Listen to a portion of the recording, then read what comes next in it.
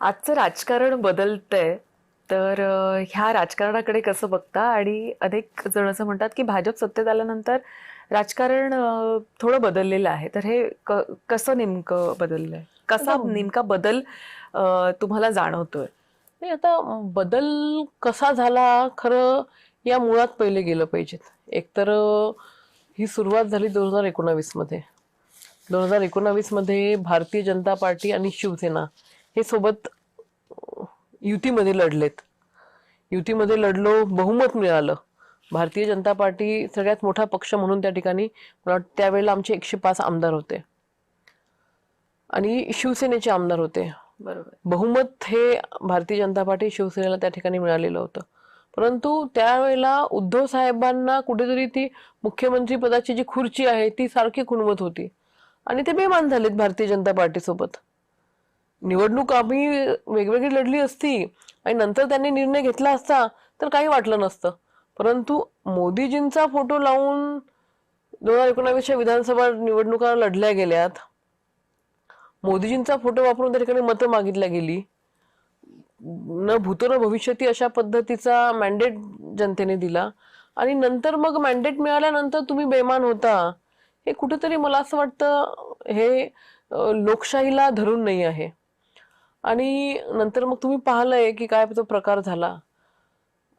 शेवटी भारतीय जनता पार्टीला पण कुठेतरी भारतीय जनता पार्टीच्या कार्यकर्त्यांमध्ये मनामध्ये सुद्धा कुठेतरी तो एक निराशा होती, एक राग होता किंवा कुठेतरी खंत सुद्धा होती की बाबा आपण आज सर्वात मोठी पार्टी असून सुद्धा आपण आज सत्तेच्या बाहेर आहोत आणि अशा पद्धतीने बाहेर आहोत.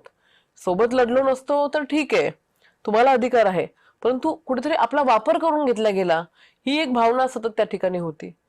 आणि बदला नाही म्हणते मी, परंतु आपल्याला शेवटी आपलं अस्तित्व दाखवणं सुद्धा गरजेचं असतं ना. शेवटी लोकांना सेवा दिली तर लोक पक्षाची जुळून राहतील आणि सेवा देण्यासाठी सत्ता असणं खूप गरजेची असते. त्याच्यामुळे आणि उद्धव साहेब खरं तर जी हिंदुत्वाची विचारधारा आहे ती विचारधाराला लाथ मारून ते काँग्रेस सोबत त्या ठिकाणी गेलेले. त्याच्यामुळे जी विचारधारा आहे त्या विचारधारेचा सुद्धा कुठे सन्मान झाला नाही.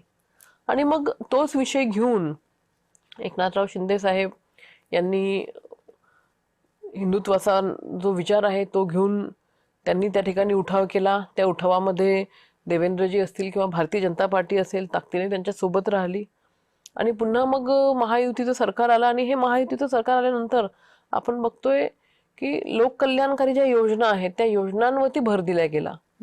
त्या योजना राबवल्या गेल्यात.